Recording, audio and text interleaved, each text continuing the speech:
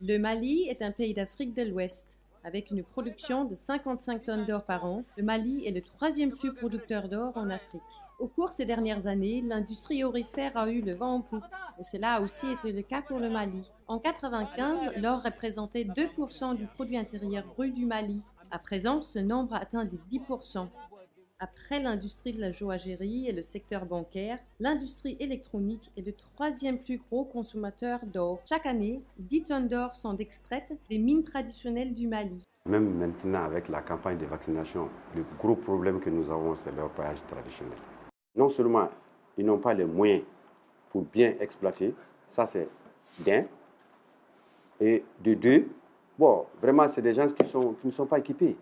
Donc, ils font du travail très, très dangereux. Selon l'Organisation internationale du travail, le travail des enfants dans les mines d'or est une des pires formes de travail des enfants qui existent. Le risque d'accident est très élevé car les mines peuvent s'effondrer ou être inondées. De plus, la sécurité est vraiment exécrable. L'Organisation pour les droits de l'homme, Human Rights Watch, rapportait plusieurs cas de prostitution infantile. Il y a un phénomène sur les sites, ce qu'on appelle le petit mariage. Mais beaucoup qui ne sont même pas signalés, beaucoup qui vont mourir comme ça. Ouais, et puis ces petits mariages-là, tu vas de petit mariage en petit mariage, hein. Quand elle tombe en état de grossesse, c'est d'abandonner l'enfant, c'est de tuer l'enfant. Et pour exemple, récemment d'ailleurs, personnellement, j'ai pris en charge les frais d'ordonnance d'une fillette de 12 ans qui a été violée par un Burkinabé. Si je ne le faisais pas, la fille n'allait pas survivre. C'est la chose la plus grave encore.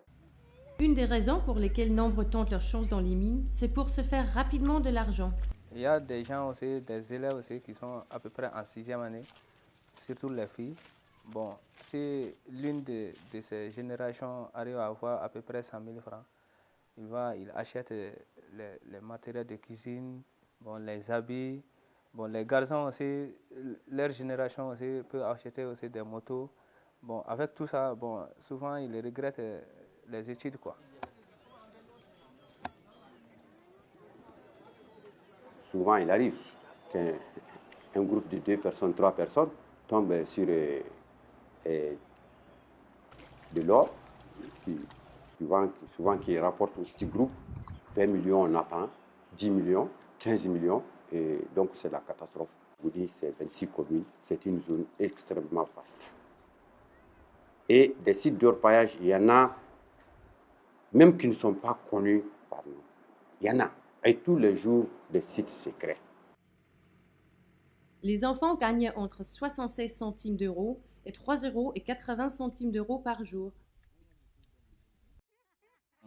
Les parents, surtout les mamans, n'amènent pas les enfants à l'école parce qu'ils sont là pour l'entretien de leurs petits frères. Les enfants aussi n'apprennent pas.